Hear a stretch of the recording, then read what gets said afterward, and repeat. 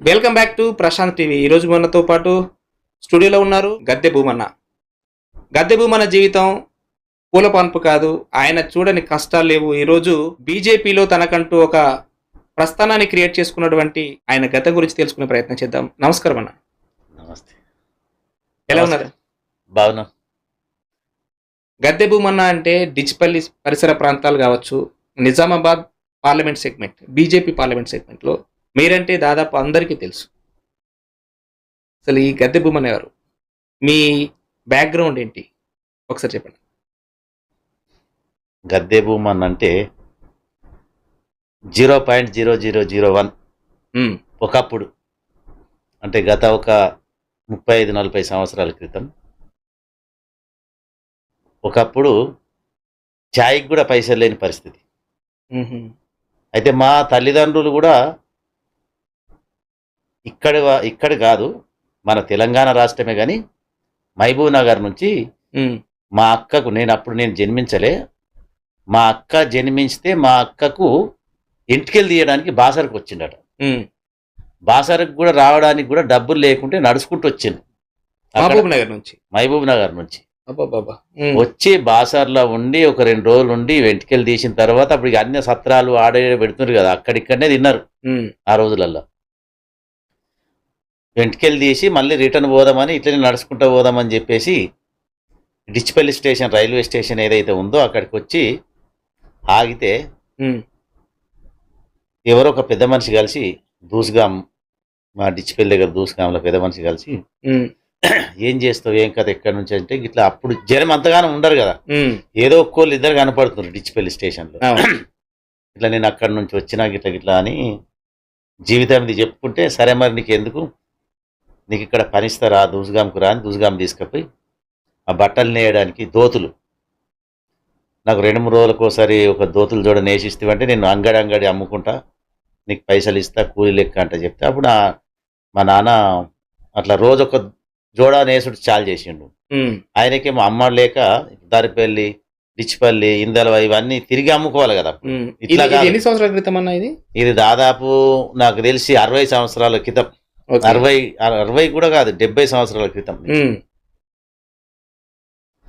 అప్పుడు ఇట్లనే ఆడ కాలం గడిపిండు, 2-3 నెలలు గడిపిన తర్వాత ఆయన కూడా నా దగ్గర, నీ వర్క్ ఎక్కువ చేస్తున్నావు, స్పీడ్ అయిపోతుంది, నా దగ్గర ఇది అంత రొటేషన్ కాదు అమ్ముకోవడానికి, ఏదైనా పని చూసుకో, ఇంకేదన్నా పని చూసుకో అంటే, లేదంటే వెళ్ళిపో అని చెప్తే, ఇట్లనే ఊర్లో వాళ్ళు వీళ్ళు ఏం చేశారు అంటే, ఏదో ఒక చిన్న హోటల్ పెట్టుకొని నూనె, 2 కిలోల నూనె, కడాయి అవన్నీ తెచ్చుకొని అక్కడనే ఒక ఇంట్లో కిరాయి తీసుకుని, ఎవరిదో కాపోళ్ళది, వాళ్ళ ఇంట్లో ఆ మిర్చీలు చేసుడు, బజ్జీలు చేసి అమ్మి నేర్చుకొని కొత్త వ్యాపారం చాలు చేసుకొని అన్ని తండాలు తిరుక్కుంటా, తండాలల్లో కూడా బజ్జీలు, మిర్చీలు అమ్మి నెత్తి మీద గుల్ల పెట్టుకొని, అప్పుడు అంతే కదా పరిస్థితి, అప్పుడు ఇక సైకిళ్ళు కూడా లేవు. అటువంటి పరిస్థితిలో మా నాన్న, మా తల్లిదండ్రులు కష్టపడ్డారు. తర్వాత కొద్దిగా వాళ్ళకు ఛాయ్ హోటల్ ఉండే, ఛాయ్ హోటల్లో కూడా నేను కూడా ఛాయ్ పొద్దున లేచి ఛాయ్. ఎంతమంది మీ సంతానం, ఎంతమంది మీ అమ్మ నాన్నకి? మీరు? మా సంతానము నాకు ఇద్దరు అక్కలు, ఒక చెల్లె. ఒక పెద్ద అక్క ఉంది, ఒక చెల్లె చనిపోయింది. నాకు, నేను ఇక్కడ నుంచి బయట వెళ్ళిన తర్వాత చనిపోయింది, పెళ్లి చేసిపోయిన తర్వాత చనిపోయింది. అయితే అక్కడి నుంచి ఇట్లనే గ్లాసులు కడుక్కోవడము, పొద్దున్న లేచి ఛాయ్ తీయడము, 8 గంటలు కాగానే స్కూల్కి పోవడం. అప్పుడు మా ఊర్లోనే స్కూల్ ఉంటుండే, ఇక్కడనే దూసుగాంలో. స్కూల్కి పోవడం, రావడం, వచ్చిన తర్వాత మళ్ళీ అదే హోటల్లో పనిచేయడం. ఇక మన జీవితం అదే గడిచిపోయింది. గడిచిపోయి 1989లో కొద్దిగా బయటన్న పోదాం, మరి 2 తమ్ముళ్ళు ఉన్నారు, పరిస్థితి బాగలేదు. అంటే మీరు ప్రైమరీ స్కూలు, హై స్కూలు ఇదంతా డిచ్పల్లిలో చదువుకున్నారు? డిచ్పల్లిలో చదివిన. ఎంత చదువుకున్నారు? డిచ్పల్లి 5th, 4th వరకు, 5th వరకు ఉండే మన దూసుగాంలో. ఓకే. తర్వాత డిచ్పల్లి. ఏ క్లాస్ వరకు చదువుకున్నారు మొత్తం మీ ఎడ్యుకేషన్? నేను డిగ్రీ దాకా చేసిన. ఇక ఇవి ఇక్కడనో నాది గ్లాసులు కడిగినా సరే, ఏది కడిగినా సరే, రాత్రికి ట్యూషన్ పోకడా, అది చేసుడు ఇది చేసుడు, అంతా బాగా ఇంట్రెస్ట్ ఉండే చదువు మీద, చదువు నేర్చుకోవడం. అది అప్పుడు ఏందిగా ఇదే చదువునా నేర్చుకోవాలా, స్తోమత లేదు మన వాళ్ళ దగ్గర చదివిపించేది. గవర్నమెంట్ స్కూల్సే, అన్ని గవర్నమెంటే. ప్రైవేట్ కాదు, గవర్నమెంటే. అప్పుడు కూడా డ్రెస్సులు ఆడి ఏదో కాకి లాగా వేసుకొని ఏదో కంట్రోల్ అప్పుడు కంట్రోల్లో ఇస్తుండ్రి బట్టలు. ₹1 మీటరు, ₹2 మీటర్ ఇచ్చి అవి కూడా ఎంతో బాధతో కుట్టిపిస్తుండ్రి. అవి చినిగిపోయినాక కూడా పోతుంటివి. అట్లా కాలం జరిగి 1989లో ఖత్తర్ వెళ్ళిన. ఖత్తర్ వెళ్ళి అక్కడ కూడా కంపెనీలో పనిచేసిన ఒక 4-5 సంవత్సరాలు. తర్వాత మళ్ళీ ఇక్కడికి వచ్చి రిటర్న్ మళ్ళీ వెళ్ళి మళ్ళీ అక్కడ కూడా ఇంట్లో పనిచేసిన డ్రైవర్గా. ఇంట్లో డ్రైవర్. అప్పుడు మీ వయసు? నేను 18 ఉన్నప్పుడు వెళ్ళిపోయినా ఖత్తర్. 18 years. 21 అని అప్పుడు పాస్పోర్ట్ల మీద కూడా అప్పుడు ఏముండే, మనం ఎంత అంటే అంత రేషన్ కార్డు కొండ ఇస్తే అయిపోతుండే. వాళ్ళే చేసిండ్రు. వాళ్ళే పాస్పోర్ట్ తయారు చేసి మనకి ఇంటికి వచ్చింది. నేను 1989లో వెళ్ళిపోయినా, నవంబర్లో పోయినా, 23 తారీఖు. ఇక అప్పటి నుంచి మన జీవిత చరిత్ర మలుపు తిరిగింది. జీతమే చేసిన, అక్కడ జీతం చేసిన. తర్వాత 2 ఏళ్ళు ఇంట్లో డ్రైవర్గా పనిచేసిన. తర్వాత అక్కడి నుంచి నేను రిలీజ్ లెటర్ తీసుకొని స్పాన్సర్ కఫీల్కి చెప్పి బయట ఒక వేరే దగ్గర కూడా డ్రైవర్గానే చేసిన ఓ కంపెనీలో చేసి. తర్వాత ఇక నేను ఇది బాగుండదేమో అనుకొని కొద్దిగా చిన్న ఒక స్పాన్సర్ని పట్టుకొని ఒక కంపెనీ నడుపుదామని చెప్పేసి సొంతంగా ఒక 5-10 మందిని తెచ్చుకొని వాళ్ళతో నేను కూడా పోయి పని చేస్తుంటే. ఎక్కడ, ఏ దేశంలో? ఖత్తర్లో. స్టీల్ పిక్చర్ కూడా చేస్తాను నేను. వాళ్ళు మా ఎవరైతే వర్కర్లు ఉన్నారో కార్పెంటర్లు, స్టీల్ పిక్చర్లు, వాళ్ళతో నేను పని కూడా చేస్తుంటే. నేను సొంతంగా కాంట్రాక్ట్ కూడా తీసుకున్నా అక్కడ. ఇట్లా తీసుకుంటూ 600 మందికి దాకా నేను పెట్టుకున్నా. 600 మంది దాకా నా దగ్గర పనిచేసారు. మీరు కంపెనీ ఎప్పుడైతే స్టార్ట్ చేశారో ఈ 600 మంది మీ దగ్గర వర్క్ చేయడానికి ఈ గ్యాప్ ఎన్ని సంవత్సరాలు పట్టింది? నాకు ఒక 2 సంవత్సరాలలో మళ్ళీ ఫుల్ఫిల్ చేసుకున్నా. 2 years లోనే ఆ స్థాయికి ఎదిగిపోయారు. ఏంటన్నా కంపెనీ ఏంటి? కంపెనీ దానా వరల్డ్ కాంట్రాక్టింగ్ కంపెనీ అని ఉండే. అంతకుముందు ఒక వేరే అతను ఇండియానే ఏమి కాక ఎత్తేసేసిండు. ఆ స్పాన్సర్ అన్నాడు, మరి నువ్వు డీల్ చేస్తాంటే నువ్వు చెయ్యంటే నువ్వు చేస్తానేనని చెప్పిన. సరే చెయ్యి అని చెప్పి. ఏం చేసేవారు కంపెనీలో? ప్రొడక్ట్స్ ఏముండేవి? ప్రొడక్ట్ ఏం లేదు, contracting. Contract and labour supply. ఎవరికన్నా కంపెనీకి లేబర్ కావాలంటే మన దగ్గర ఉంటుండ్రి, మనం అవర్లీ బేసిక్ మీద ఇస్తుంటిమి. మనకు మంత్లీ పేమెంట్ వాళ్ళు ఇస్తుండ్రి, మనం వీళ్ళకు పేమెంట్లు ఇస్తుంటిమి కమిషన్ మీద. తర్వాత నేను ఇక నేనే కాంట్రాక్ట్ తీసుకున్నా. నేనే చాలు చేసుకొని అట్లనే జీవితం నడిపించుకోవడం జరిగింది. ఈ గ్యాప్ లో గద్దె భూమన్న ఎప్పుడు పెళ్లి చేసుకున్నాడు? నేను 1996లో చేసుకున్నాను. అంటే మీరు ఖత్తర్కి వెళ్ళడానికి పెళ్లి చేసుకోవడానికి మధ్య 7 సంవత్సరాల ప్రస్థానం. 7 years. 7 years లో మీరు అనుకున్న ఒక కంపెనీ, మీకంటూ ప్రాపర్టీ, ఓకే, ఇదంతా బాగానే ఉంది. అమ్మ నాన్న బాగానే ఉన్నారు అప్పటికి? అమ్మ నాన్న బాగానే ఉండ్రి, కానీ నేను ఖత్తర్ వెళ్ళిన తర్వాత మా నాన్న చనిపోయింది కూడా నాకు తెలియదు. అప్పుడు లెటర్స్ మాత్రమే, లెటర్లు ఎవరన్నా వస్తే క్యాషిట్లలో మాట్లాడి పంపడం, ఇక్కడికి వెళ్ళి క్యాషిట్లో మాట్లాడి పంపడం, ఇదే జరుగుతుండే. 2 సంవత్సరాల తర్వాత నేను ఇంటికి వచ్చిన తర్వాత తెలిసింది ఇట్లా కాలం చేసిందని. ఇక చెప్తే మళ్ళీ వచ్చేస్తాడో ఊరికి వచ్చేస్తాడు, ఏముంది ఇడ పోయినోడు తిరిగి వస్తాడా అనేది కూడా మంది చెప్పుట్లా ఇక అట్లనే నడిచిపోయింది. గద్దె భూమన్న ఈరోజు డిచ్పల్లిలో దాదాపు అప్పటి 20 సంవత్సరాల క్రితం మార్కెట్ వాల్యూ ఉన్నటువంటి ₹1,00,00,000 బిల్డింగ్ కట్టాల్సి వచ్చింది. దీని వెనుక ఆయన స్ట్రగుల్స్ ఏంటి? ఆయన ఎంత కష్టపడి ఉంటాడు అప్పుడు? ఏంటంటే దూస్గాంలో నేనున్న ఇల్లు ఇప్పుడు ఉంటే మనం ఎన్నో వీడియోలు తీస్తుంటాం. మా ఇల్లుని, నేనున్న ఇల్లు ఒక సిద్ధేశ్వర స్వామి గుట్ట కింద ఆ ఊర్లే గ్రామంలో డబ్బులు తీసుకునే ఇచ్చిండ్రు అప్పుడు ఆ జాగని. అక్కడ గుడిసేసుకొని మా నాన్న తర్వాత ఇక కిరాయి ఎందుకని ఒక గుడిసె వేసుకున్నాడు. ఆ గుడిసెలనే హోటల్ పెట్టుకొని గుడిసెలో ఉన్నాడు. కానీ అప్పుడు విపరీతమైన వర్షాలు పడితే ఆ గుట్ట జాలతోని కింద నీళ్ళు వస్తుండే, మొత్తం ఆ గుడిసెల కింద నీళ్ళు వస్తుండే, పాములు వస్తుండే, ఏమేమో వస్తుండే. అన్ని ఎన్నోసార్లు ఆ చిన్న గోడలు పెట్టుకున్నాయి కూడా, గోడలు కూడా కూలిపోయినాయి. ఎన్నోసార్లు అట్లా కూడా బతికి ఆ దేవుడు అంతా సిద్ధేశ్వర స్వామిది కన్ను ఉండుట్లా మనం బచాంచినాం. ఉమ్, అయితే నేను అప్పటి నుంచి కూడా నాది ఒక కోరిక, ఉమ్, ఇంత కాలం తీసినాం కానీ ఎన్నడన్నా భగవంతుడు కరుణిస్తాడు నాకు. నేను ఒక ఇల్లు కట్టాలా, కానీ ఇల్లు కట్టితే ఎట్లా కట్టాలంటే పెద్ద ఇల్లే కట్టాలి.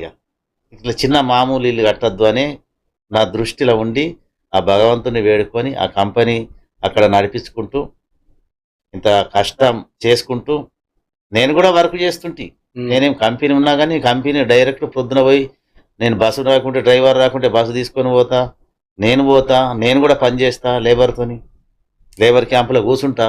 ఉమ్, అందరి సేట్ల లెక్క కాదు. ఉమ్, మా వాళ్ళు అంటున్నారే మా సేట్ అయితే కనీసం వేరే సేట్లు అయితే అసలు క్యాంపులకు కూడా రారు, కానీ మా సేట్ క్యాంపులకు వస్తాడు, మొదలు కూర్చుంటాడు, తింటాడు, వాళ్ళు పెడితే కూడా తింటా. అంటే నాదేది పరిస్థితి, అందులోకెళ్ళి వచ్చిన కదా, గ్రౌండ్ లెవెల్ నుంచి వచ్చారు కాబట్టి మీకు అన్ని కష్టపడు. నేను వచ్చింది అందులోకెళ్ళి. నేను కూడా ఒక లేబర్నే కదా, నేను కూడా లేబర్నే, మూలాలు మర్చిపోలేదు ఇంకా, మర్చిపోలే. ఇప్పటికి కూడా వెళ్తే నేను వాళ్ళ లేబర్ క్యాంపులకు కంపల్సరీ వెళ్తా. లేబర్ ఇప్పటికీ ఉందా కంపెనీ? ఉన్నది, వెళ్ళొస్తా ఉంటారు. వెళ్ళొస్తా ఉంటాను, కానీ అంతా లేదు, కొద్దిగా తగ్గింది. మా బ్రదర్ చూసుకుంటుండు, బ్రదర్ కాపీ చెప్పిన నడుస్తా ఉంది మామూలుగా. రూల్ చేంజ్ అయిపోయినా అప్పటికి చాలా కథల్లో. ఇప్పుడు వేరు అప్పుడు వేరు. మీ సక్సెస్ వెనుక మీ శ్రీమతి గారి సపోర్ట్ కూడా ఉందంటారా? ఇక శ్రీమతి గారి సపోర్ట్ ఉన్నట్టే, ఎందుకంటే మనం పెళ్లి చేసుకొని కూడా మళ్ళీ వెళ్ళిపోయినా నేను. నాకు ఎందుకంటే ఒకటి తమ్ముళ్ళు ఉన్నారు, వాళ్ళకి పెళ్ళిళ్ళు కావాలా, ప్లస్ నాకు ఒక ఇల్లు జాగా అనేటి కొన్ని కావాలి, నేను ఒక మనిషిలాగా ఉండాలా అనేది తపన ఉండి పెళ్లి చేసుకున్నాక కూడా నేను బయటకు వెళ్ళిపోయినా. నేను 2-3 సంవత్సరాలు రాలే, రావడం 2 సంవత్సరాలకు రావడం, మళ్ళీ ఒక 1-2 నెలలు ఉండి మళ్ళీ వెళ్ళిపోవడం. ఎందుకంటే నాకు అంత బాధ్యత కదా, నేను లేకుంటే మళ్ళీ కింద మీద అయిపోతుంది కంపెనీ అనేది బాధ్యత రహితంగా నేను వెళ్ళిపోయినా. వాళ్ళది కూడా ఉంది, అందరిది ఉంది ఇంట్లో, మా అక్కది ఉంది,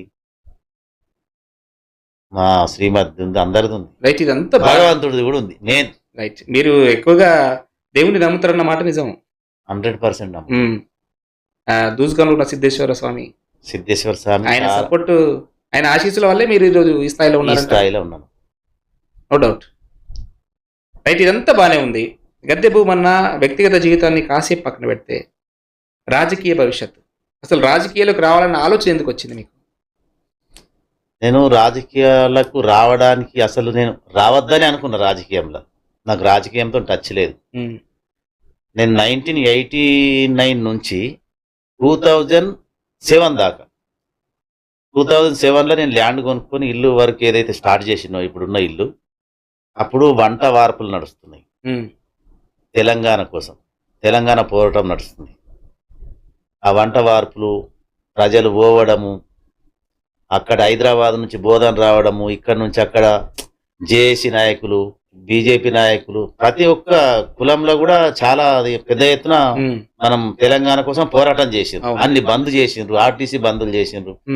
ఆ టైంలో అక్కడ రస్తారోకోలు చేసేస్తే ఆ రస్తారోకోలు కూడా టెంట్ వేయించి భోజనాలు పెట్టించిన ఒక వ్యక్తి, బీజేపీ నాయకుడు, ఒక నాయకుడు చెప్తే ఇవన్నీ చేసిన.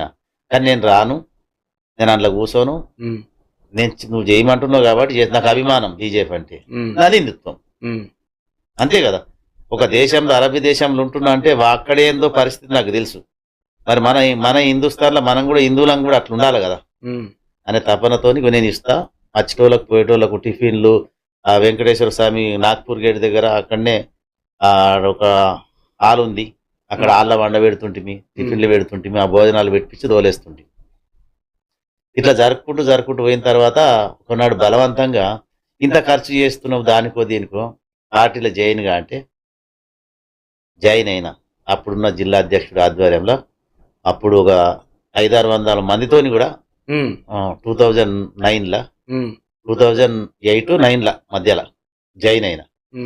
జాయిన్ అయిన నుంచి ఇప్పటి వరకు జాయిన్ అయిన తర్వాత మనకు కిషన్ రెడ్డి గారే ఉండే అప్పుడు రాష్ట్ర అధ్యక్షుడు, ఇప్పుడున్న మంత్రి గారు కిషన్ రెడ్డి గారే మనకు స్టేట్ కౌన్సిల్ మెంబర్ ఇచ్చిండు. మీరు బీజేపీలోకి వచ్చిన తర్వాత బీజేపీలో ఒక రాజకీయ నాయకుడిగా ఎదగాలన్న ఆలోచనతో వచ్చిరా? ఏదో బీజేపీ మీద అభిమానం, నేను హిందువుని, నాకు ఆ పార్టీ అంటే అభిమానం అని చెప్తే ఆయన మీరు? బీజేపీ అంటే నాకు అభిమానం, వినలేని అభిమానం. ఎందుకంటే నేనేదో వ్యాపారం చేద్దాము, బీజేపీతో మన పార్టీలకు వచ్చి వ్యాపారం చేసుకొని ఏదో అలా దేనికో నేను మనుషుల్ని మోసం చేయడం, కార్యకర్తలను మోసం చేసి ఏదో డబ్బులు వస్తే తినడానికి నేను రాలే. అంటే బీజేపీలు ఇవన్నీ కామన్ గా ఉన్నాయంటారా? నడిపించుకునే వాళ్ళు నడిపించుకుంటారు. అంటే ఇప్పటికీ ఒక రాజకీయ పార్టీని అడ్డం పెట్టుకొని వ్యాపారం చేయడం, మనుషుల్ని వాడుకోవడం, మోసం చేయడం అందరికి అలవాటు అయిన వాళ్ళకి ఉంటది, అలవాటు ఉన్న వాళ్ళకి కూడా ఉంటది. నాకు అటువంటిది లేదు. నేను ఎప్పుడు కూడా, నేను ఎంపీ అయినాక కూడా నిజాయితీగా నేనే భోజనాలు పెట్టిపిస్తుంటే, నేనే మీటింగులకు నా సొంత డబ్బులతోని ఛాయలు తెప్పించుంటే నేనే చేసిన, కానీ ఒక్క రూపాయి కూడా అక్కడి నుంచి నేను ఎటువంటిది. అఫ్ కోర్స్ ఇప్పటికీ బీజేపీ పార్టీకి సంబంధించినటువంటి కార్యకర్తలు ఒక సమావేశానికి వెళ్ళినా, ఏదైనా కార్యక్రమాలకు వెళ్ళినా వాళ్ళ సొంత డబ్బులతోని టిఫిన్ బాక్స్ పెట్టుకొని వెళ్తారన్న మాట కూడా నేను 100% వింటా ఉంటాం. 100% కరెక్ట్. కార్యకర్తలు కూడా ఎప్పుడు కూడా డబ్బు కాశపడలేదు. ఒకరిస్తే వాళ్ళు సొంతం కైకిలు పోయో ఏదో పని చేసుకుని జీవితం గడుపుకుంటూ 100 రూపాయల పెట్రోల్ పోసుకొని అయినా ఎక్కడున్న మీటింగ్కి రమ్మంటే వస్తారు. నేను చెప్పేది కొందరు నాయకులు ఏం చేస్తారు కానీ వ్యాపారం కోసం కూడా పనిచేస్తారు. అలాంటి వాళ్ళు కూడా బీజేపీలో కొంతమంది ఉంటారు. ఎందుకు ఉండరు? అక్కడక్కడ ఉంటారు. అరే ఇప్పుడు ఆ బీజేపీలో అలాంటి వ్యక్తులు ఉండడం వల్లే తెలంగాణ రాష్ట్రంలో ఇంకా ప్రభుత్వం అధికారంలోకి రాలేదు, బీజేపీ ప్రభుత్వం అధికారంలోకి రాలేదు అన్న మాట కూడా మనం అప్పుడప్పుడు వినొచ్చు. ఇది నిజమంటారా? ఇప్పుడు బీజేపీ అధికారులకు రాకపోవడం ఏంటంటే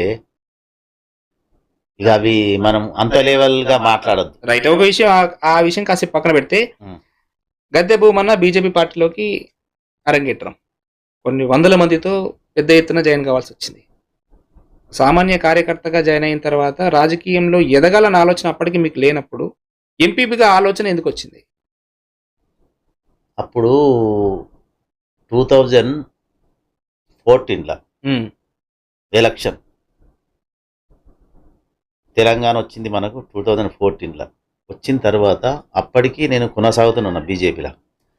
2018లో మళ్ళీ వచ్చింది ఎలక్షన్. అవును, తెలంగాణలో రెండవసారి టిఆర్ఎస్ ప్రభుత్వము రెండవసారి మళ్ళా ప్రభుత్వం ఏర్పాటు చేసిన కంటే ముందు ఎలక్షన్ లో అప్పుడున్న ఎవరైతే నేను జాయిన్ అయినప్పుడు ఏమన్నారు కదా అంటే అప్పుడున్న జిల్లా అధ్యక్షులు కానీ అప్పుడున్న ఇన్ఛార్జీలు ఏమన్నారు కదా అంటే అప్పుడు డిచ్పల్లి కాన్స్టిట్యున్సీ అని ఉంటుండే, నిజామాబాద్ రూరల్ గారు కానీ డిచ్పల్లి కాన్స్టిట్యున్సీ అంటుండే. అప్పుడు ఏమన్నారు కదంటే గద్దె భూమన్నకు 100% ఇక్కడ మనం ఈయనని గెలిపించుకోవాలా. ఏ పదవిలో, ఎమ్మెల్యేనా ఎంపీపీగా? వాళ్ళు పెద్ద పదవిగానే గెలిపించుకోవాలా, ఇక్కడ మనకు ఆల్టర్నేట్ ఎవరు లేరు కదా. అప్పటి వరకు అసలు బీజేపీ అంటే కూడా తెలియదు. అప్పుడు 2009-10 ఎవరికి తెలుసు బీజేపీ అంటే? ఎక్కడెక్కడో మారుమూల గ్రామాల సిరికొండ పందిమాడు ఇటు పోయి మేము గద్దెలు కట్టించుకొని అక్కడ మన జెండా బీజేపీ అంటే ఏంది, బీజేపీ జెండా అంటే ఏంది చెప్పి అటల్ బిహారీ వాజ్పేయి గురించి, మోడీ గురించి, అందరి గురించి చెప్తుంటే పోయి అది కూడా మేము 4 కలిసిపోయి అన్నో కూర్చుండి పబ్లిక్ని పిలుచుకొని చెప్తుంటే అప్పుడు తెలియదు ఎవరికి బీజేపీ అంటే. అటువంటిది తర్వాత వాళ్ళు అన్న తర్వాత ఇక పార్టీ ఎదుగుతూ వచ్చింది. ఎదిగితే చాలా సంతోషం. ఇప్పటి వరకు కూడా నెక్స్ట్ వచ్చే 2028లో వస్తుందా 27లో వస్తుందా తెలియదు ఎలక్షన్, కానీ 100% బీజేపీ ప్రభుత్వం ఏర్పడుతుంది తెలంగాణలో 100% ఏర్పడుతుంది. అప్పుడు గద్దె భూమన్న ఎమ్మెల్యేగా చూడొచ్చా? అది నేను అనలేను.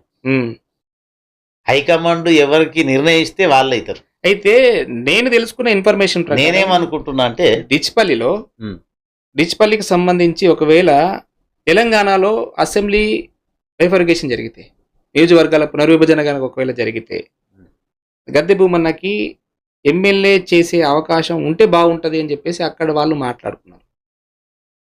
ఈ ఆలోచన మీ మనసులో ఉందా?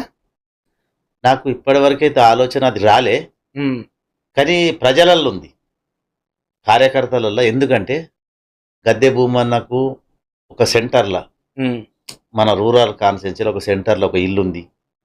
24 గంటలు ఎప్పుడు ఫోన్ చేసినా ఫోన్ లేవడతాడు. ఒకవేళ ఫోన్ మిస్ అయినా గానీ మళ్ళీ ఫోన్ చేస్తాడు, ఏదైనా బిజీ ఉన్నా గానీ.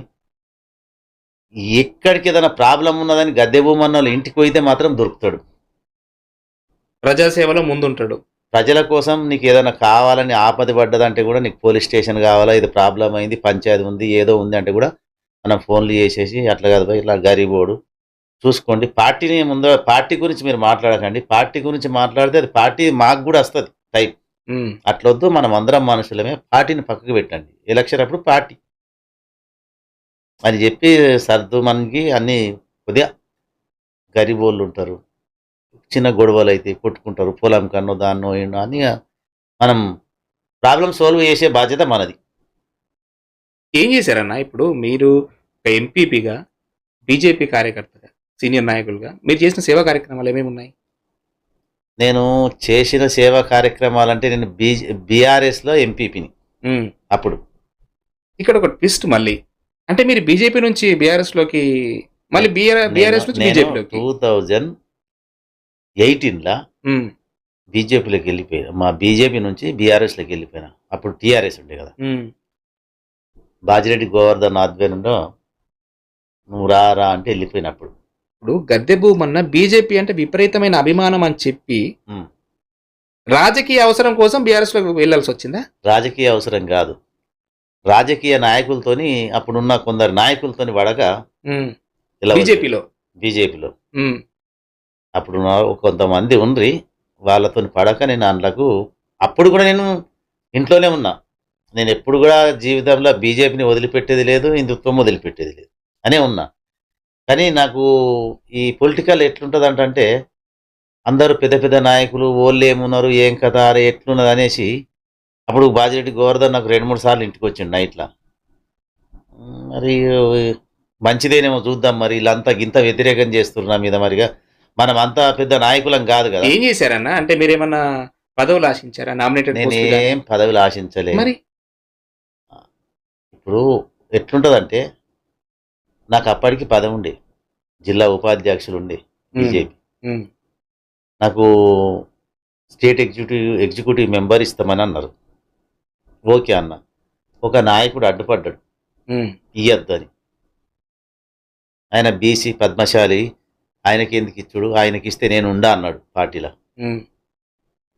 రెడ్డి సామాజిక వర్గం అతని. ఓకే. అట్లా అనగానే నేనన్నా, మరి నేను గింత సేవ చేసి ఇన్నేళ్ళ సంది గుట్టలు అవి ఊర్లలోకి తిరిగి గద్దెలు కట్టిపిచ్చి కాండవాలు వేసుకుంటా, జాయిన్ చేసుకుంటా, జెండలు కట్టిన నేను, అసలుంటిది ఈయన వచ్చి నన్నే ఇట్లా అనబట్టి అని ఆలోచించిన. ఈయన ఒక్కడి గురించి ఒక్కడి పార్టీ హైకమాండ్ కి మీరు ఈ విషయం ఇన్ఫార్మ్ చేయలేదా? చేసిన. ఏం కాదులే, అట్లనే మాట్లాడతారు, చూద్దాంలే అని అన్నారు హైకమాండ్. ఇక వాళ్ళు చూద్దాంలే అంటే ఇక మనం కూడా ఇక వాళ్ళు చూడరు అనుకొని ఇక నేను డైరెక్ట్ వెళ్ళిపోయినా. గోవర్నర్ 2-3 సార్లు వచ్చి, రా భూమన్న నువ్వు ఎందుకు అట్లా ఖాళీగా ఉంటావు, ఇంట్లో ఎందుకు ఉంటావు రా అంటే, నేను కూడా ఎంపీపీ కావాలని పోలే. అప్పటికి కూడా నా స్టేటస్ కూడా కాదు అది ఎంపీపీది, నాది హై రేంజ్గానే నేను అనుకున్నా. ఎమ్మెల్యే టికెట్ ఇస్తే చేద్దామని. అప్పుడు కూడా ఏదన్నా ఛాన్స్ ఎన్నన్నా రాదా అని, బీజేపీలోనే కంపల్సరీ వస్తుంది అని అనుకున్నా. అయితే వేరే వాళ్ళ గురించి మేము హైదరాబాద్ వెళ్ళినాం గోవర్నర్ దగ్గరికి. ఒక పర్సన్కు ఆ ఎంపీపీయు జెడ్పీటీసీయు ఏదన్నీ ఆయన వట్టి ఉన్నాడు పాపం, జెండా మోసిండు, తెలంగాణ గురించి పాటలు పాడిండు, చేసిండు అని చెప్తే ఆయన వార్డు మెంబర్ కూడా గెలవాడు. నేను నీకు ఇస్తున్నప్పు అన్నాడు. నువ్వు పని చేసుకోపో, నువ్వు ఎంపీపీ చేస్తాపో అని అన్నాడు. మీరు అడగలేదు? నేను అడగలే, నాకు అవసరం లేదు. నేను అయినా వద్దన్నా. అరే నువ్వు ఉండు, వచ్చిందాన్ని కావద్దని కొంతమంది ఇస్తానంగా, కావాలంటే ఇస్తలేడు, ఇస్తానంగా అద్దరుడు ఎందుకు, ఒక స్టెప్ అయితే వేస్తావు కదా నువ్వు, ఒక మెట్టు ఎక్కినట్టు అవుతుంది కదా అని. అప్పుడు కూడా చాలా ఖర్చు పెట్టుకున్నాను. ఖర్చు పెట్టుకొని అయినా మనమేం ఖర్చు పెట్టుకున్న పైసలు మనమేం ప్రజల్ని దోసుకొని తినాలని కాదు, ప్రజల సేవ చేయాలని అంతే. మనకు ఒక పదవి ఉంది, ప్రజలకు న్యాయం చేస్తాం, చెయ్యాలా అనే తపన పార్టీకి సేవ చేసుకుంటామని. చేసుకుంటామని. అప్పుడు బీఆర్ఎస్ లో ఉన్నారు మీరు. బీఆర్ఎస్లో ఉన్నా. బీఆర్ఎస్లో ఉండి మళ్ళీ ఒక 1 ఇయర్ 15 నెలలు ఉన్నా అంతే ఉమ్, బీఆర్ఎస్లో మొత్తం. ఒక ఉమ్, 1 ఇయర్ ఎంపీపీగా ఉన్నా. నేను పోయినాక 3 నెలలకు నేను ఎంపీపీని అయినా. ఉమ్. మళ్ళా రిటర్న్ బీజేపీలోకి వచ్చిన. ఎందుకు రావాల్సి వచ్చింది?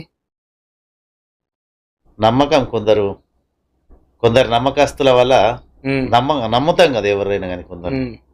నమ్మి రావాల్సి వచ్చింది. అంటే నమ్మడం అంటే నాకు ఉంది. ఎప్పుడైనా నేను అంటే బీజేపీకి ఇక్కడ విషయం ఏంటంటే మీరు ఇచ్చే సంకేతం ఎలా ఉందంటే బీఆర్ఎస్ లోకి వచ్చింది ఆయన బాజిరెడ్డి దగ్గర ఎంపీపీని ఆశించి ఎంపీపీ పదవి ఆశించి వచ్చి ఈరోజు ఆ పదవి వచ్చిన తర్వాత మళ్ళీ back to BJP um. Back to BJP. అవు ఈ మాట ఎందుకు వినిపించుకోవాల్సిన పరిస్థితి వచ్చింది మీకు? వాళ్ళు అంటారు ఇగో నోరుకు అద్దు ఉండదు అదుపు ఉండదు. ఎవరు ఇష్టం వచ్చినట్టు వాళ్ళు మాట్లాడతారు. ఉమ్, కొంతమంది అన్నారు డబ్బులు ఆశించిపోయిండు అని అన్నారు. ఉమ్, కొన్ని లక్షలు తీసుకొని పోయిండు మళ్ళీ రిటర్న్ వాళ్ళకు బీజేపీలకు వేరే వాళ్ళతో అని అన్నారు. నాకు అటువంటి ఒక రూపాయి కూడా రూపాయి కూడా తీసుకోను. ఉమ్. నాకు లేవని కాదు, భగవంతుడు ఇచ్చేసిన ఆ వేడుకొండల వెంకటాన్ని ఇచ్చిన నాకు బాగా. మీరు అభిమానించిన బీజేపీలోనే మిమ్మల్ని మోసం చేసే వ్యక్తులు ఉన్నారని చెప్పేసి మీరు బీఆర్ఎస్ లోకి వెళ్ళాల్సి వచ్చింది. అవు. మరి ఎవరిని నమ్మి మళ్ళీ మీరు బీజేపీలోకి వచ్చారు? ఆ మోసం చేసే వ్యక్తులు అప్పుడు మళ్ళీ బీజేపీలో లేరా? ఆ మోసం చేసిన వ్యక్తులు లేరు ఉమ్. ఇప్పుడు. అప్పుడు కూడా లేరు. నేను వచ్చినప్పుడు ఉన్నారు. ఉమ్, అంటే నేను మళ్ళా రిటర్న్ బీజేపీలోకి వచ్చినప్పుడు లేరు. బీఆర్ఎస్లోకి వచ్చినప్పుడు మళ్ళా బీఆర్ఎస్లోకి వచ్చిండు. నేను బీఆర్ఎస్లోకి వెళ్ళిన తర్వాత ఉమ్. ఆ వ్యక్తి బీఆర్ఎస్లోకి వచ్చిండు. మళ్ళా మీరు మళ్ళీ బీజేపీలోకి వచ్చేటప్పటికి బీఆర్ఎస్ లో ఉండిపోయాడు అంతే. బీఆర్ఎస్లో ఉన్నాడు కానీ అతను చనిపోయాడు. ఉమ్. ఇక నేను బీజేపీలోకి మళ్ళీ వచ్చిన కదా. తీసుకున్నారా బీజేపీలోకి వస్తా అంటే మళ్ళీ మిమ్మల్ని? తీసుకుంటాం అనేది ఏంది? మనది బీజేపీ సీనియర్ నాయకులం అయితే ఉమ్. ఎవరు ఈ విషయంలో అబ్జెక్షన్ చెప్పలేదు? ఎవరికి అబ్జెక్షన్ ఉంటుందంటే ఒక మంచి నాయకుడు వస్తుండు మన దాంట్లోకి ఇళ్ళకి పోయిండు, ఉమ్, ఏదో గర్వాపసి అవుతుండంటే ఎవరు అద్దన్నారు కదా. ఉమ్. అప్పుడు ఎవరున్నారు బీజేపీ జిల్లా అధ్యక్షులు? బస్వాపురం లక్ష్మీనరసాయి. ఉమ్. మొత్తానికైతే బీజేపీలోకి వచ్చారు. మేము హైదరాబాద్ వెళ్ళి మేము అక్కడ ఢిల్లీ వెళ్ళి జాయిన్ అయినాం ఉమ్, అరవింద్ అన్న ఆధ్వర్యంలో. ఉమ్, మన రాష్ట్ర పార్టీ ఆఫీస్లో హైదరాబాద్లో అరవింద్ అన్న బండి BJP సంజయ్ ఆధ్వర్యంలో ఉమ్, జాయిన్ అయినాం. అప్పుడు నాతోని ఎంపీటీసీలు సర్పంచ్లు కూడా చాలా వరకు వచ్చారు. బీఆర్ఎస్లో కూడా అప్పుడు గందరగోళం నడిచింది.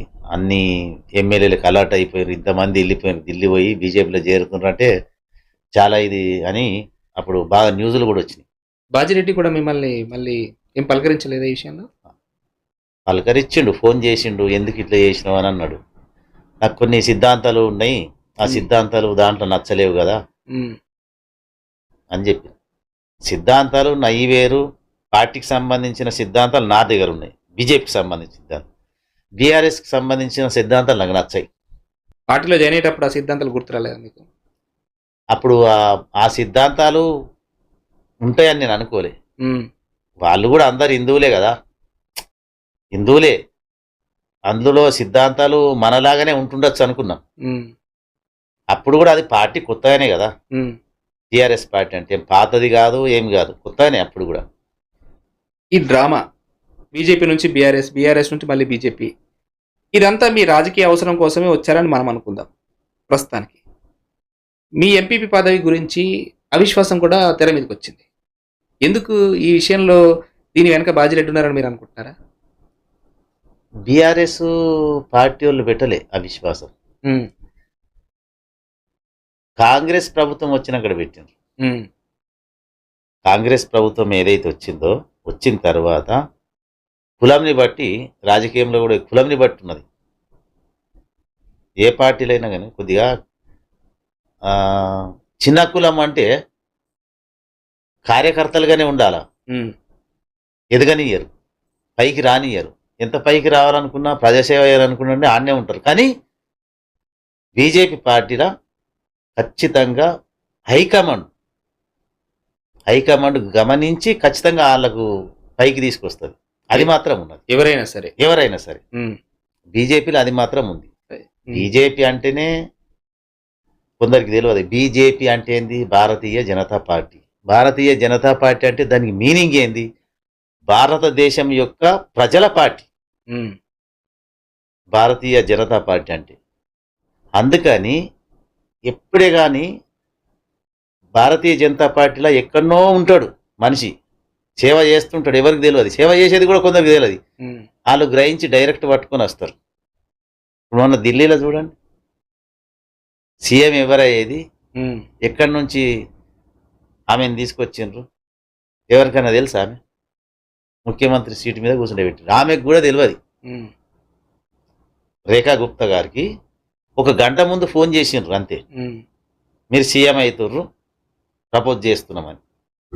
గద్దె భూమన్న బీజేపీ పార్టీలో జాయిన్ అయ్యేటప్పటికి ధర్మపురి అరవింద్ అనే వ్యక్తి బీజేపీలో లేరు. అప్పుడు లేడు. ఉమ్, ఎప్పుడు అంటే ఆయన జైన్ అయింది, ఆ, నేనున్నా అప్పుడు. జైన్ అయినప్పుడు నేను బీజేపీలోనే ఉన్నా.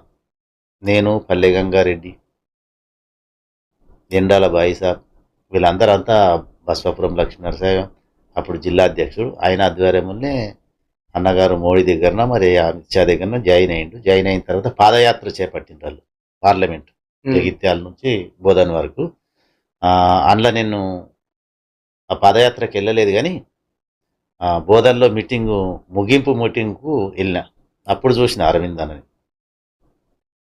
అప్పటి నుంచి తన మాటలు, మాట్లాడు, ఉమ్, చమత్కారం, అంటే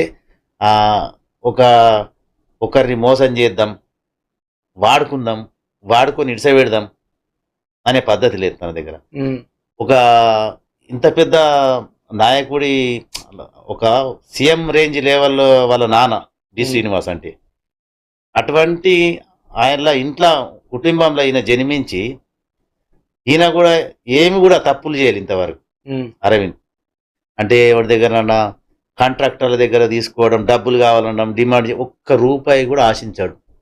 ఎవడన్నా పేరు చెప్పుకొని కూడా ఏదైనా పని చేసుకుంటే కూడా పోనీ మనకేం చేసేది అంటాడు, అంతే తప్ప నువ్వు అట్లా ఎందుకు చేసినావు, ఇట్లా ఎందుకు చేసినావు అన్నాడు. ఉమ్, అంటే చాలా మంచి గొప్ప నాయకుడు, చాతుర్యం ఉంది. తెలంగాణలో బీజేపీ అంటే వాళ్ళకన్నా తెలిసిందా? ఉమ్, అరవింద్ అన్న అంటేనే బీజేపీ, ఉమ్. బీజేపీ అంటేనే అరవింద్ అన్న రేంజ్కి వచ్చింది. సీఎం కూతుర్ని ఓడగొట్టేసిండు, ఓడిపోయింది అంటే మరి తన ఒక సీఎం కూతురు ఉండాలి. ధర్మపురి అరవింద్ గారి దగ్గర ఉన్నటువంటి గట్స్ విషయంలో ఆయన కొన్నిసార్లు లిమిట్స్ కూడా దాటి ఇంతటి వ్యక్తినైనా సరే విమర్శించడానికి కూడా వెనకాడడు. ఈ విషయంలో ఆయన మీద విమర్శలు కూడా ఉన్నాయన్నమాట, వాస్తవం కదా? ఉన్నాయి, సందర్భాన్ని బట్టి మాట్లాడతాడు. ఉమ్, ఎదుటోడు వాళ్ళు ఏ లాంగ్వేజ్లో మాట్లాడతాడో అదే లాంగ్వేజ్లో అరవింద్ అన్న కౌంటర్ ఇస్తాడు. ఒక సీఎం రేంజ్లో ఉండి కూడా కేసీఆర్ ఎన్ని రకాలుగా మాట్లాడిండు, ఎన్ని అన్పార్లమెంట్ లాంగ్వేజ్ మాట్లాడితే అరవింద్ అన్న కూడా మాట్లాడతాడు, జవాబు ఇవ్వాలి కదా. ఉమ్. అంటే ఒకానొక టైంలో కల్వకుంట్ల కవిత గారు కూడా ధర్మపురి అరవింద్కి ఒక రేంజ్లో కూడా వార్నింగ్ ఇవ్వాల్సి వచ్చింది. అది అందరికి తెలిసిన విషయమే. అంటే వివాదాస్పదమైన వ్యాఖ్యలు చేయాల్సిన అవసరం ఏమొచ్చింది అరవింద్ గారికి? చేయాల్సి వస్తుంది. ఆమె ఏం చేసిందని ఇక్కడ ఉమ్, 5 ఏళ్ళు ఇక్కడ ఎంపీగా ఉన్నది, మరి నిజామాబాద్, ఇందూరు జిల్లాకి మనం చేసిందా? ఇప్పుడు మా అరవింద్ అన్న 5 రైల్వే ఓవర్ బ్రిడ్జిలు, కాలేజీలు, పార్లమెంట్ మొత్తం చూసుకొని ఇప్పుడు 60 ఏళ్ళ నుంచి కానిది ఉమ్, ఈ 5 ఏళ్ళలో చేసిండు. ఉమ్, ఇంకా ఇంకొక సంవత్సరం 2 సంవత్సరాలలో ఇంకా కంపల్సరీ ఇంకా 5 బ్రిడ్జిలు కట్టిస్తాడు.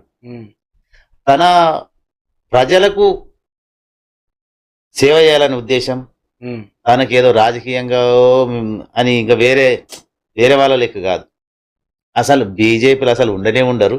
ఉమ్, ఇక ఎవరో ఒకరు మీకు చెప్పిన కదా, వ్యాపారం చేసుకునేటోళ్ళు ఉంటారు, పార్టీలకు వచ్చి వ్యాపారం నడిపించుకునేటోళ్ళు ఉంటారు పార్టీ పేరు మీద, కానీ ఎవరు ఉండరు. 99.9% అయితే ఇక్కడ మాత్రమే. ఇంకో విషయం ఏంటంటే ధర్మపురి అరవింద్కి నచ్చిన వ్యక్తులను మాత్రమే బీజేపీలోకి రావడానికి ఆయన ఆలోచిస్తాడు. ఆయనకి అనుగుణంగా ఎవరు లేకపోయినా, వాళ్ళు ఎంతటి వ్యక్తులైనా సరే ఆయన నిర్ణయమే సుప్రీం. బీజేపీలో ఎవరైనా సరే మన ఈ నిజామాబాద్ మట్టుకు ఎవరైనా జాయిన్ కావాలన్నా ఆయన అనుమతి లేకుండా బీజేపీలోకి రాలేరు అని కూడా ఒక వార్త. వాస్తవం. ఎందుకంటే వాళ్ళ నాన్న దగ్గరుండి కొన్ని సంవత్సరాల నుంచి పొలిటికల్ తెలుసు. నిజామాబాద్ జిల్లాలో ఎవరెటువంటోడు, ఎవడు ఏం చేస్తుండు, ఏ పార్టీలకి ఏ పార్టీకి పోయిండు, ఎవడెక్కడ ఏం మాట్లాడుతుండు అనేది కూడా తనకు అన్ని తెలుసు, ఇన్ఫర్మేషన్ ఉంటుంది. ఇప్పుడు పార్టీలన్నీ మారుకుంటూ వచ్చేటోడిని మళ్ళా వస్తా అంటే వద్దని చెప్తాడు. సపోజ్ ఒక సర్పంచ్ కానీ ఒక ఎంపీటీసీ కానీ తీసుకున్నాం, ఒక గెలిచిన తర్వాత మళ్ళీ వెళ్ళిపోతాడు. ఆయన తీసుకొచ్చుడేంది, మనం గెలిపించుడేంది, అందుకే మొదలేద్దంటాడు. స్ట్రీట్ ఫార్వర్డ్ తన దగ్గర ఉన్నది ఏంటంటే స్ట్రీట్ ఫార్వర్డ్గా చెప్పేస్తాడు, అంతే. వద్దు వస్తే వెళ్ళిపోతాడు కదా, గెలిచిన తర్వాత ఉండడు. రాజకీయంలో అట్లా ఉండద్దు కదా. ఇప్పుడు మనం తెచ్చి ఇక గెలిపించుకున్న తర్వాత మళ్ళీ ఇంకో పార్టీ మారడం. అట్లంటే ఇప్పుడు ఆర్మూర్కు సంబంధించి ప్రొద్దుటూరి వినయ్ కుమార్ రెడ్డి ఉన్నాడు. ధర్మపురి అరవింద్ వెనక తిరిగి ఆయన గెలవడానికి కూడా ఆర్మూర్ నియోజకవర్గంలో ఎక్కువ మెజార్టీ తీసుకొచ్చిన పార్లమెంట్ ఎన్నికల్లో అని చెప్పేసి ఆయన చెప్తా ఉంటారు వినయ్ కుమార్ రెడ్డి. ఒకనొక టైంలో వినయ్ కుమార్ రెడ్డిని కూడా అరవింద్ పక్కన పెట్టాల్సి వచ్చింది అని చెప్పేసి ఆయన ఆరోపణ. బీజేపీకి కట్టర్గా ఆయన చేసిన పనులు కూడా అందరికి తెలిసిన విషయమైన బీజేపీలో అరవింద్ వినయ్ రెడ్డిని ఎందుకు పసుకనీయలేదు? అదే నేను చెప్పిన ఇప్పుడు ఇంతకుముందు ఏమన్నా అంటే, అరవింద్ అన్నకు ఏం జరుగుతుంది, ఏం చేస్తున్నారు, పార్టీలో ఎవరేం చేస్తున్నారు అనేది మొత్తం గ్రహిస్తాడు. గ్రహించే ఆ నిర్ణయం తీసుకున్నాడు. ఆయన ఏం చేసిండో అరవింద్ నాకు తెలుసు. మనం మాట్లాడుకోదు అంత పెద్దల గురించి. రైట్. ఏదేమైనా ధర్మపురి అరవింద్కు ఉన్న సోషల్ మీడియా నిజంగా చాలా స్ట్రాంగ్. ఒక ఫేస్బుక్లో ఒక 1 మిలియన్ పైగా ఆయనకి ఫాలోవర్స్ ఉన్నారు.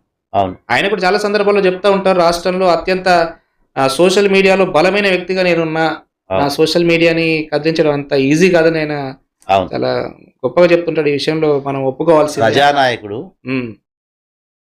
తన అరవింద్ అన్నంటేనే ప్రజానాయకుడు. ఏది నేను అంటున్నా కదా, ఇప్పటి వరకు కూడా ఎవరి దగ్గర కూడా ఏది ఆశించాడు. అదే అక్కడ ఇంకొక వేరే వ్యక్తి ఉంటే ఆ జాగల ఏదో ఆశిస్తారు, ఏదో చేస్తారు. కానీ అరవింద్ అన్న దగ్గర అటువంటి గుణం లేదు.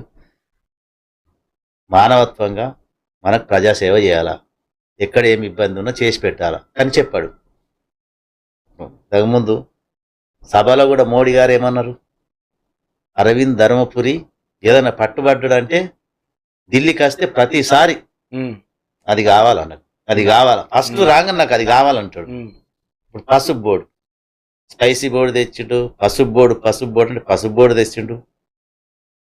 జాతీయ పసుపు బోర్డు చైర్మన్ ని కూడా మనకు నిజామాబాద్కి తెచ్చిన గంగారెడ్డి గారు, నిజామాబాద్కి తెచ్చిన పల్లె గంగారెడ్డిని మరి అరవింద్ అన్న ఘనతనే కదా. మరి ఎవరైనా పోయి డైరెక్ట్ మాట్లాడతారా మోడీ గారితో? డైరెక్ట్ మోడీ గారితో మాట్లాడతాడు వెళ్ళి. దట్ ఈస్ అందుకోసమేనా తెలంగాణలో ప్రస్తుతం అంటే మీరు అన్నట్టుగా 2027 కావచ్చు, 28 కావచ్చు, 29 కావచ్చు, మళ్ళీ ఎలక్షన్స్ వస్తే బీజేపీని తెలంగాణలో అధికార ప్రభుత్వం కిందికి మార్చడానికి, బీజేపీని అధికారంలోకి తీసుకురావడానికి బలమైన ఒక బీజేపీ రథసారథి అప్పుడు ఏదో ఉండే సంజయ్ అన్న ఉండే తీసేసిండ్రు, రథసారథికి వెళ్ళి తీసేసిండ్రు, కిషన్ రెడ్డికి ఇచ్చిండ్రు. కానీ ఇప్పుడు అరవింద్ అన్న రథసారథి ఉంటే తనకు పట్టుదల. మన నిజామాబాద్లో ఆయన పార్లమెంట్ సెగ్మెంట్లో 7 ఎమ్మెల్యేలు గెలిపించాలా, గోల్కొండ కిల్లా మీద కాషాయ జెండా ఎగిరేయాలి. అదొక కోరిక అది. ఎందుకంటే మన తెలంగాణలో కాషాయమయం కావాలి. ఆ సాధ్యం కావాలంటే మన అరవింద్ అన్నతోనే అవుతుంది. ఇప్పుడు ధర్మపురి అరవింద్ గారి యొక్క అగ్రెసివ్నెస్ అనేది కొన్ని సందర్భాల్లో ప్రజల్లో బీజేపీ కార్యకర్తలు ముఖ్యంగా ఒక చైతన్యం అనేది తీసుకొస్తుంది. బండి సంజయ్ గారిని అధ్యక్ష పదవి నుంచి కాస్త తప్పించి కిషన్ గారికి ఇచ్చిన తర్వాత కాస్త సైలెంట్ అయింది బీజేపీ అనేది మాట వాస్తవమే, ఒప్పుకోవాల్సిన వాస్తవమా కదా? అది ఎందుకోసం తప్పించారో అది మీకు తెలుసు, మాకు తెలుసు. మనం మాట్లాడుకోవద్దు. అప్పుడు తప్పియవలసిన అవసరం ఏముంది? తప్పిచ్చిర్రు, తప్పించిన తర్వాతనే కాంగ్రెస్ ఉంచుకున్నదని కూడా ప్రజలకు తెలుసు. ఒకవేళ ఆయనున్నా కూడా ఏమంత పెద్ద ఇదేమి ఈ గాలి అనేది అంత పెద్దగా ఏం లేకుండే.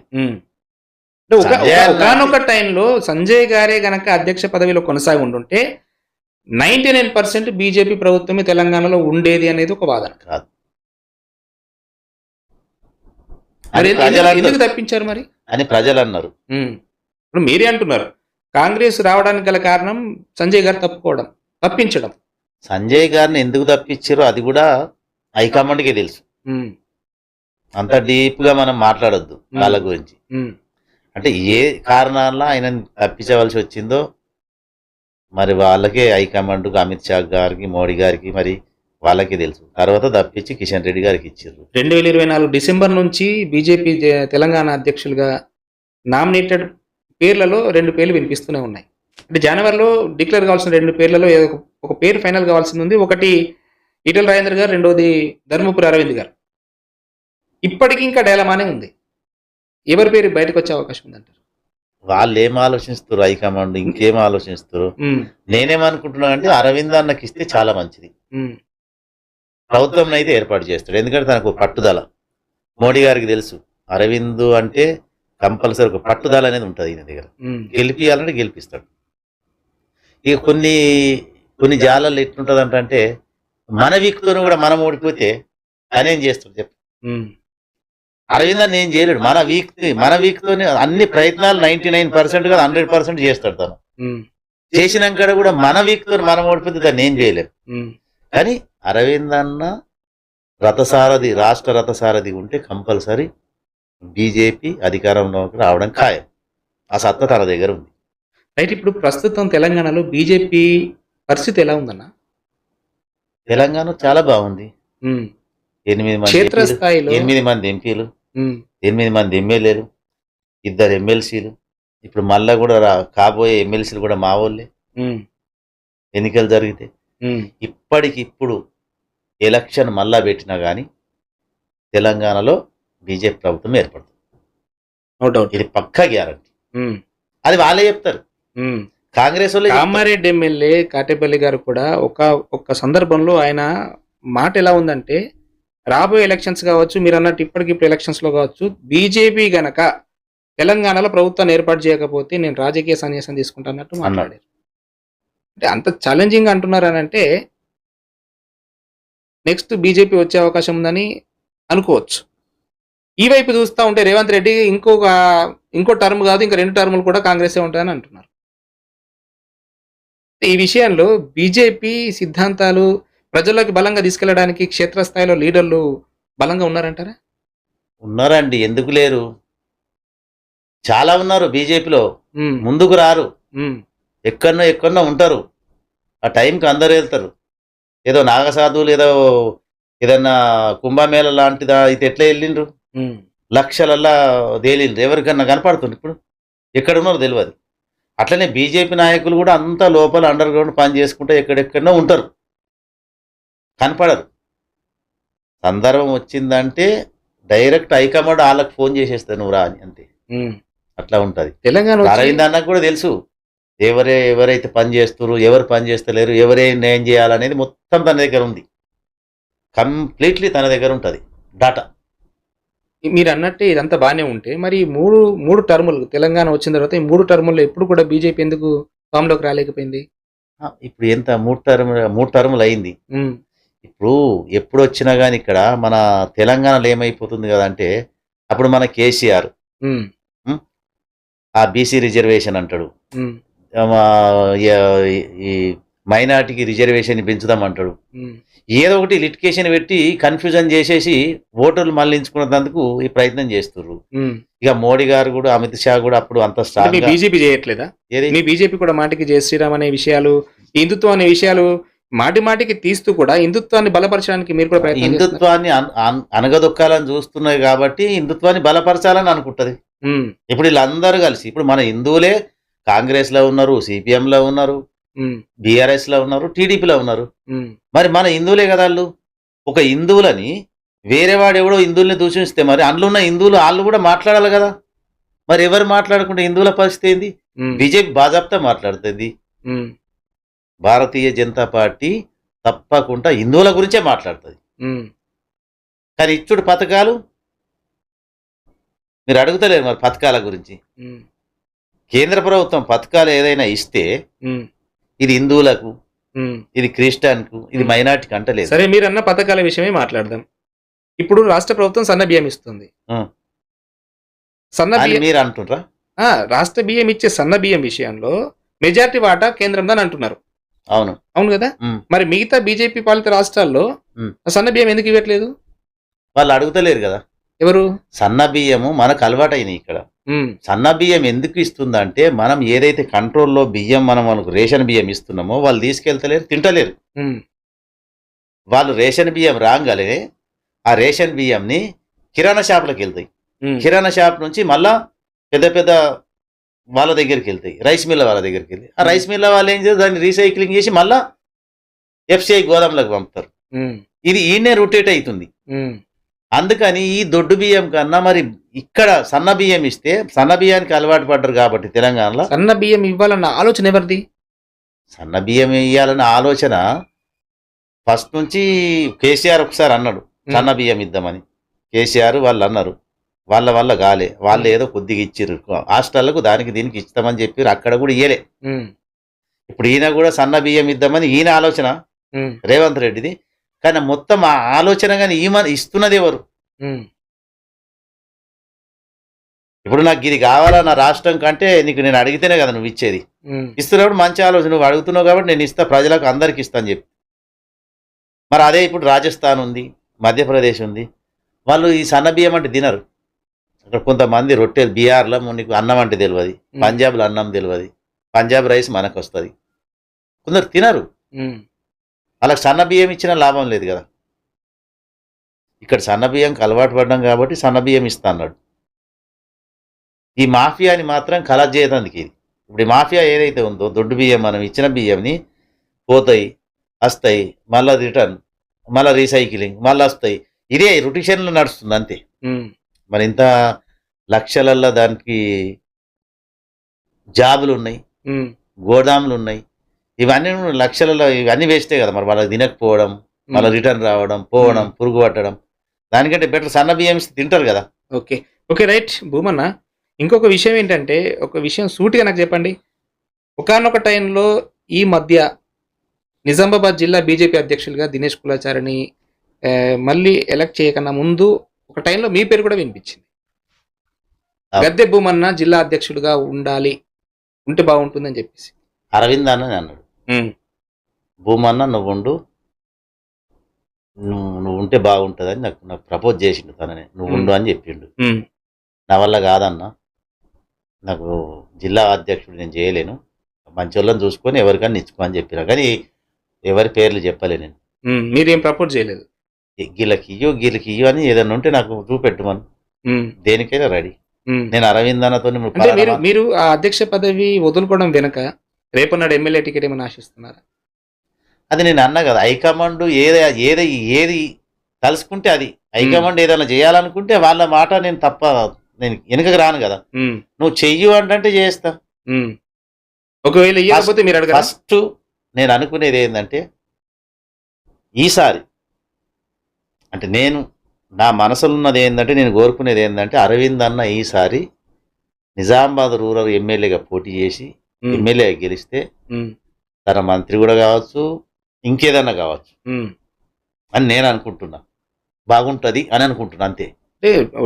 రాబోయేది మీ బీజేపీ ప్రభుత్వమే, 100% బీజేపీ ప్రభుత్వమే.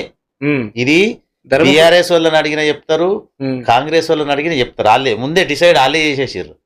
ఎందుకంటే మాకు 44-45% ఓటింగ్ ఉంది ఇప్పుడు. టోటల్లా మోర్ దెన్ 40% ఓటింగ్ శాతం ఉంది మాకు తెలంగాణలో.